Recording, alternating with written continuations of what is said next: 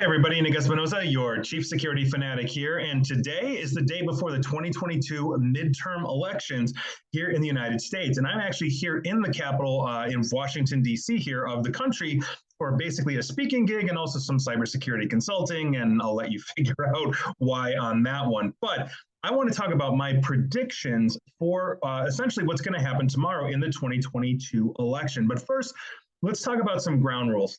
First things first. This video is not political. Basically, I use sources that are public. If I reference, hey, a politician said this or that, literally you can go watch the video or audio of that, not to mention what I'm talking about here is essentially been reported on before when I'm basically giving you facts that further my actual prediction. And so by virtue of that, we're only going to deal with the facts as we know them. Any of my speculation I will try and note it as best I can, but I think it's rather obvious. I say, hey, this is, basically what the news is reporting or what this person actually said.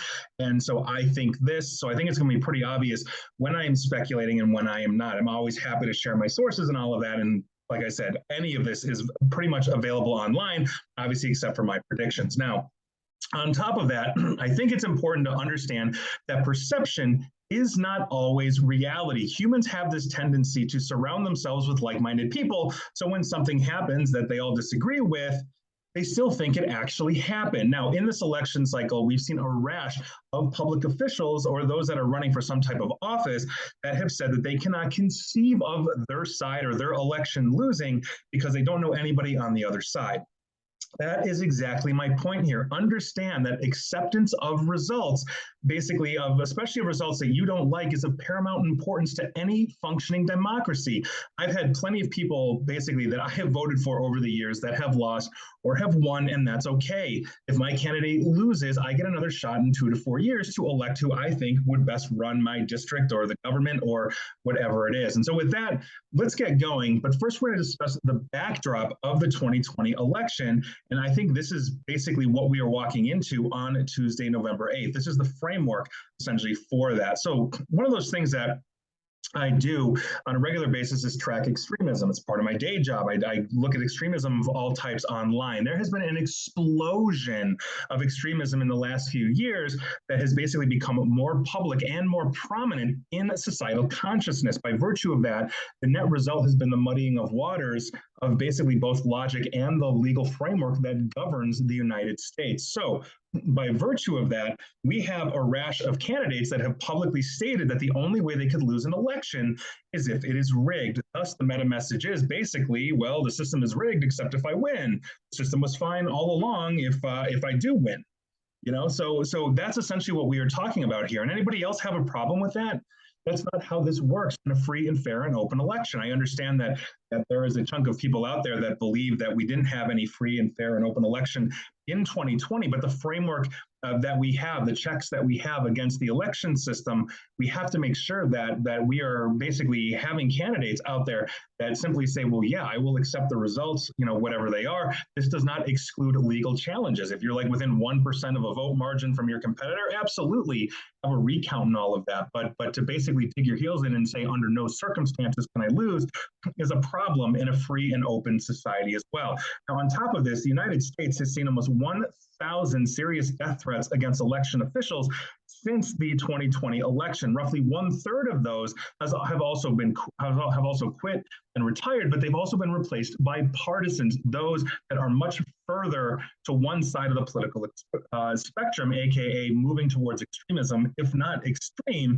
And that obviously is a huge problem because these people have the ability to potentially invalidate votes for reasons that they see fit or whatever, including votes for candidates that they don't like, all these kinds of things. I'll talk about that in a prediction, sooner than later. But you can go look and read articles on this. All of this has been reported in the news as well. I'm not making any of this up.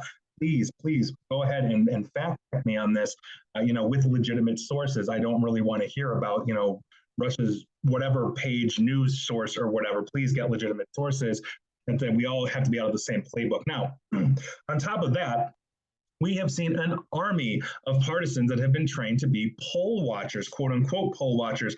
We have already seen basically in Arizona people dressed up in military style gear like camo, all that kind of stuff. They're wearing balaclavas to cover their faces. They're using or slinging military style rifles such as AR-15s, and they're basically hanging out by ballot boxes, intimidating voters, taking pictures of and video of people in their pictures of people going to the ballot boxes, taking pictures and videos of them doing that, as well as their vehicles. And now some of them are even defying a court order because basically people started suing. The court said, oh, you have to be 250 feet back. We are still seeing some defy. You can literally watch videos of police out there measuring basically the distance that these people have to stay. So this is part of the backdrop that we're going to see. Now, on top of this, we're also seeing a rise of things in like anti-Semitism, white ethno-nationalism, Christian extremism, and other types of extremist groups as well. We basically were tracking one here that was literally threatening violence against Jews, N-words, S-words for the Latino population, and a whole bunch of other just, horrific words and threats. But you get my point here. And for the record, I would really, really hope that we all understand that this is a vast minority of the population. To be a conservative or to be a liberal or somewhere in between is not to be one of those people. I have plenty of friends that are Republicans and Democrats and everything in between, and they are the nicest people that you would meet, even though they disagree politically. That is not what I'm talking about here. Extremists are in small numbers comparatively to the rest of us, but they are armed, they are angry, and they are motivated, and that is a huge problem. But that is the backdrop that we are walking into tomorrow, and this is a huge problem. And so with that, let's start with the physical and human issues that basically we are going to see in terms of security. Understand that humans can cause security issues, whether we forget to do things and it lets attackers in, or we ramp up people that then cause a riot, whatever that is, we have to understand physical security and human issues. So these are my predictions, basically based off of everything that I have read and I have talked about this part. So my first prediction here is that I actually think many of the precincts around the nation are going to be okay. I really do, especially those that are in uncontested areas. If your district is very heavily Republican or Democrat, you know that the Republican and the Democrat is going to win. It'd be very hard to unseat those incumbents. And so there you go. I think you're going to be fine. People are going to understand it. Now, if I'm in like a plus 20 Republican district and a Democrat wins, or vice versa, then obviously that's an issue. But I think we're not really going to see that. I think that will honestly be okay. Now, ones to watch, I think, are going to be Arizona, Nevada, Georgia, and Pennsylvania, a couple of other states, but those are the big four right now. These are gearing up hands down to be the most contentious. So let's start with Arizona. I'm not going to go through all four, but I'm going to do Arizona and Nevada.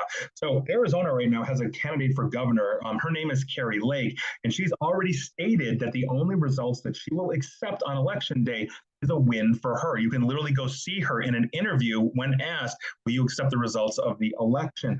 During her primary, and you can see video of this as well, she was losing early on in that primary on the primary day. And basically she started saying, well, there's voting irregularities, the vote has been rigged and all of that. And then she won. And then those basically got dropped. And so if she loses, basically the competition tomorrow, it's going to get very contentious very quickly, especially since Arizona, as I just mentioned, is the state where all those armed, basically armed poll watchers are intimidating people already. This is going to be ground zero, I think, or one of the ground zeros for basically a lot of violence. And I'll get to that soon. Now in Nevada, they have a candidate for Secretary of State. His name is Jim Marchant. If he wins, he's promised to decertify Nevada's 2020 election count, which went for then challenger Joe Biden. And basically, he will also refuse to concede his election. And he will basically, he's already said, and again, you can see this in interviews, that it's rigged if he loses. He's also the one that said, well, I don't know anybody that's, on the other side of the aisle. So clearly, we have to win. Again, perception is not always reality. So those are going to be two big ones to watch, including Nye County in Nevada right now, where they have basically somebody very partisan running that. So we're going to see what happens there. I think it's going to be an interesting time. And again, this is not political whatsoever. Again, you can look up all of this information, but This is what I think is happening. We're going to see a lot of contentious debates because I think voters, like I said, are going to face intimidation, not just in Arizona, but all over by these quote unquote poll watchers. Now, a group associated with political operative Steve Bannon, calling themselves Clean Election USA. Again, you can Google this.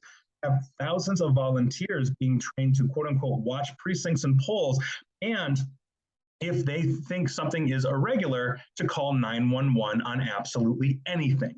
And so that obviously is a huge thing. So if you're wearing a shirt for the wrong candidate for clean elections, they'll call 911. This is literally what they are training their people to do. You can read article after article on this. And so that's obviously a huge problem. But the effect of this is basically going to be tying up first responders as the police could be overwhelmed responding to non-emergencies. 911 is for emergencies. Oh my God, I'm being robbed. The house is on fire, whatever it is. We have election officials at each precinct that should be alerted of irregularities, but this, I think, is designed to basically jam up election officials, jam up first responders and all of that, which I think leads to my next point, which is I think we're going to see essentially arguments, and physical altercations on Tuesday, but I think it's going to be much worse in the aftermath as the votes start coming in well after, 7 p.m., whatever time you're in or so, which is usually when the polls close, whatever your time zone is, and they get counted through the night. And so Wednesday and on, I think we are going to see some huge, huge issues, which again leads to my next prediction as well, which is an issue with something that's known as the red mirage. You can go read about this. This has been a phenomenon for years, but this is essentially how it breaks down. And I think this is going to amp things up, and it has really, it's going to amp things up to 11. And what it has to do is with early voting. So here's what this typically is. Statistically speaking, Democrats have been early voting and mail-in voting in much higher numbers than Republicans. Even before the pandemic, although the pandemic really amped that up. And so Democrats vote ahead of time in greater numbers than Republicans. Typically, statistically, that's usually what happens. So when election day has rolled around, the Republicans show up more in person and they vote in person. And so when the votes start getting counted at the closing of the polls, Republican candidates tend to be ahead because they basically count the in-person stuff first, the in-person votes first, and so Republican has a lead. But as soon as they start, basically counting the absentee votes, the mail-in votes, the early votes and all of that, basically the Democrat candidates tend to catch up. So they may actually win, assuming they get more votes. So it looks like the Republican's going to win, and then the Democrat moves forward if the Democrat gets more votes. That phenomenon was seen in the 2020 election, where President Trump, then President Trump, I should say, was ahead in some places, and then the challenger, Joe Biden, now President Biden, started to pull ahead. It's why then President Trump went live in the middle of the night just after the election to say that he won and he declared essentially victory, and that the election was rigged because now they're counting votes that are fake, all this kind of stuff. This, for the record, is not a political statement. I am not making a political statement here. That is simply what happened. You can go and watch that video for yourself to see exactly what his words are that I am paraphrasing. Again, I am not being political here. I am just calling balls and strikes. So the red mirage, if that happens and a Democrat pulls ahead of a Republican, it's going to set off a wave of potentially violent protests, counter protests, all that kind of stuff, because we already saw that issue happen in the 2020 election as a result of the quote unquote red mirage. And go ahead and set your Google searches to before the 2020 election and look up red mirage. You'll see this has been around for quite some time. It's just simply how the voting tabulations work and who votes early and who not, and who doesn't. But I think it's really going to add up to something more graphic and unfortunately violent in this time. Now, on top of that, in the days following the election, when the counting is still going on in some places, but also when elections have been called in some places where the extremists disagree with the result, I think we are going to see threats and violence basically against election officials, politicians, and others. And I think that's going to be ramped up to the nth degree. Protests will be met with counter protests. Some of them are going to devolve in violence. Again, there are a lot of people out there that are showing up to these things now armed. That is not a good thing. We saw that, and we've seen shootings at protests before, in the last couple of years, not just on politics, but Kyle Rittenhouse, for example, would be one of those things as well. This is what I'm talking about. And my fear is that this is going to be amped up to 11th. Now, on top of that, I have a prediction here that some local election officials are basically going to be extremists who may attempt to or actually try to invalidate an election that they don't like.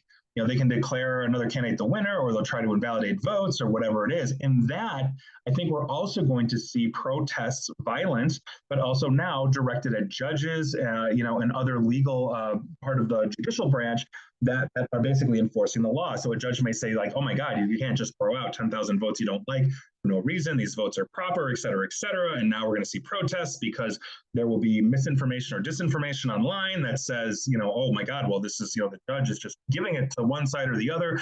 These are things that I'm very concerned about as well. Again, my predictions, my speculation based off of the evidence that we've seen previously and obviously what's been reported on as well.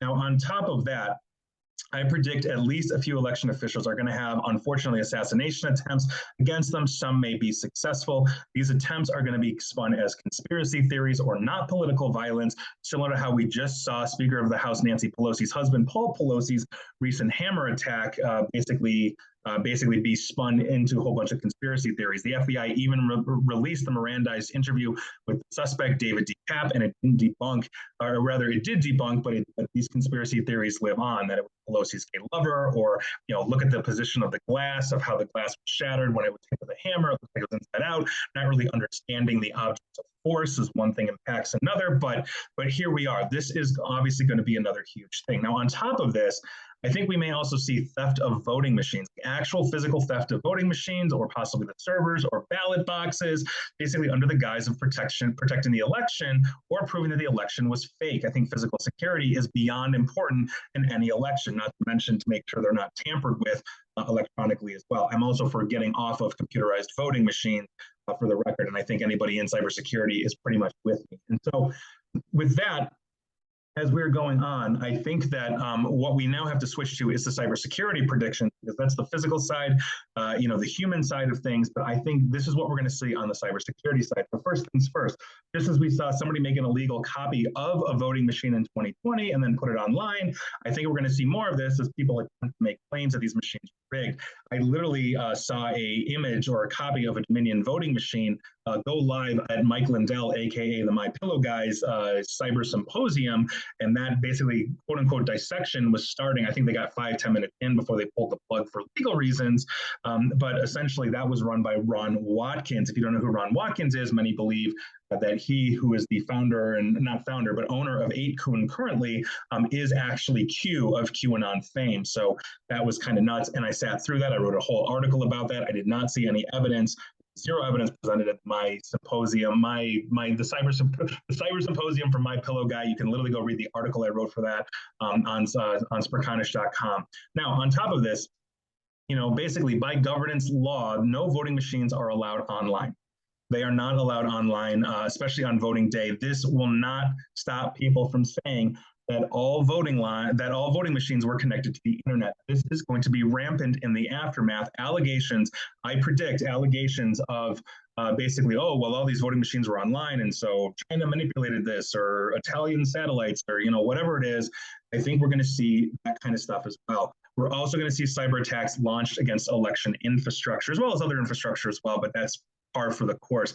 Basically, I think what we're going to see is this done primarily by Russian cutouts who have been scouting vulnerabilities online ahead of time? Everything from denial of service attacks to DNS hijackings to finding their way around other vulnerabilities are going to be attempted. I think we are basically going to have our hands full, meaning CISA, DHS, FBI, ISACs, all this kind of stuff. We are going to see a whole bunch of this. It is going to be a busy time for cybersecurity professionals involved in this situation, for let's say the next 90 days or so, as we are basically going to go through what I think is an unstable election. Now, on top of this, the disinformation to that point is going to be through the roof. It is absolutely going to be through the roof. There will be deliberate attempts to try and get the U.S. population to believe that every single election had fraud in it, in terms of voting tabulations, manipulated computers, ballot mules, and on and on and on and on. There are going to be theories out there, and they are going to explode thanks to basically those that will share all of this stuff. And the other side of that coin is the population that has now been primed, literally primed for years, to believe it as soon as they see it. The total confirmation bias, if it sounds accurate to me, it is absolutely right without fact checking it. Again, perception does not always equal reality. This is a huge problem we're going to see.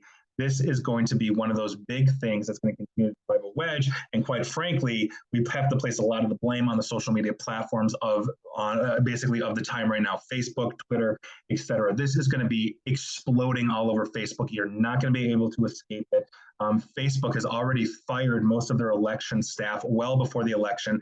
They had 300 people looking at the election stuff here in the United States and around the world, which is a drop in the bucket to begin with. Now it's less than 60. They've spun down tools, that researchers could use for this kind of stuff. This is going to be a mess. We are not going to be able to escape literal disinformation and those people that believe it in their bones that it's absolutely true. That is going to be a huge, huge problem. We just do not have healthy skepticism in this country at this point. It's confirmation bias skepticism, which is awful. And so with that, those are my predictions for the 2022 election. I'd love to hear your thoughts. I know I'm going to get hate mail on this video and this podcast as well, but I think this was an important one to have. And so please feel free to tell me I'm a moron, but I'd also love to hear your predictions as well. And so here are my parting thoughts on this whole thing. One, I'm not thinking of things that are going to happen as well. There could be other things that happen and I'm just not seeing it, or I'm just not predicting it right now. And so I leave myself open to interpretation. Of course, I think we all really, really hope that I am wrong here. I think that is my core hope here. I really hope that tomorrow will be smooth and the issues that we've had will go away and it will be a smooth and peaceful transition. But honestly, I just don't believe it given all available evidence that I've seen. I think the probability of that is incredibly low, and I really hate to see this. And of course, anybody sane is hoping for a peaceful transition of power, which is a cornerstone of my democracy, or I should say of our democracy, not my democracy, of course, too. But this is what we're talking about here, understanding that we have the ability to be wrong, but we have the ability at another shot. There's a concept that was basically put forward in a book called How Democracies Die by authors Levitsky and Ziblatt that essentially said we have two things that are really going for us here in the United States. The first one is mutual toleration, which is the understanding that everybody gets a shot at the election. Everybody gets a shot at leading, and if I disagree with who gets in, I have a chance in 2 to 4 years to vote that person out, and vice versa. We become the loyal opposition. Once we basically have a win at all costs, I cannot lose no matter what mentality, it really undermines and frays what a democracy is. The other one is forbearance, meaning that essentially we understand that we're going to play by the rules, whether they're written or unwritten. And as we break unwritten rules, we start to break down the concept of mutual toleration as well. And they wrote a whole lot more, but I think those two really resonated with me, especially when I'm looking at an election day. And of course, my colleagues here in Washington, D.C., where I'm sitting right now at Homeland Security, CISA, FBI, and on and on. I know you guys are working overtime. I know you're prepping for this. I think everybody in the cybersecurity and physical security community wishes you nothing but the best. What's going to be a contentious election. We are going to be here, doing our own parts as we consult with campaigns or local elections or whatever it is to get you the best intelligence that we can through ISACs and everything else. So make sure that you're buying your local cybersecurity official a beer in any which way, shape, or form. And honestly, best of luck to us all. No matter what you believe politically, we all seriously need to chill out. We need to see what happens here. We need to respect our fellow man. There has been talk by some segments of the population, on both sides of civil war being inevitable. The last thing I want, is a civil war. This isn't like the original civil war that we had where, some states on one side, one state on the other. We all live next to liberals and conservatives and everybody in between. And the last thing we need is to start shooting each other in the streets over political beliefs. Nobody, and any politician should be looked at as any kind of God or absolute or anything like that. And I think that's one of those things that we really need understand in society. And so thank you for watching this. Like I said, I know I'm going to get hate mail on this. Nick, you're an idiot. Just tell me why. Like I said, I'm happy to share sources, but anything that I've basically said outside of my own predictions, the evidence I've used to reinforce my predictions, everything is Googleable, as I was mentioning through the whole thing. So go do your homework on this. Go do your legitimate homework. Go use sources, that are important. And if you want a really good balance for these kinds of things, there's a website out there called Ground News that basically says, okay, here's a topic. Here's articles written on the right side of the spectrum. Here's articles written on the left side of the spectrum. Here's articles on the center side of the spectrum. Go ahead and go through that. Take a look, see what both sides are saying, make a good, honest conclusion, even if you don't like the conclusion, but it's logical. That's one of those things we've got to do every day if we're just adults and humans. So there you go. Those are my predictions. Tell me where I'm right. Tell me where I'm wrong. Tell me your predictions. I'd love to hear from you on this one. This is a big one. And hopefully everybody is going to be, like I said, safe and have a good election day. But, we're bracing for impact. And that is your news of the day. And please like, share, follow me here on Facebook and Twitter at NickAESP. And please feel free to subscribe to me at YouTube as well. And as always, stay safe, stay online. Please attempt to stay private. And just please, let's have a peaceful transition of power. Thanks, everyone.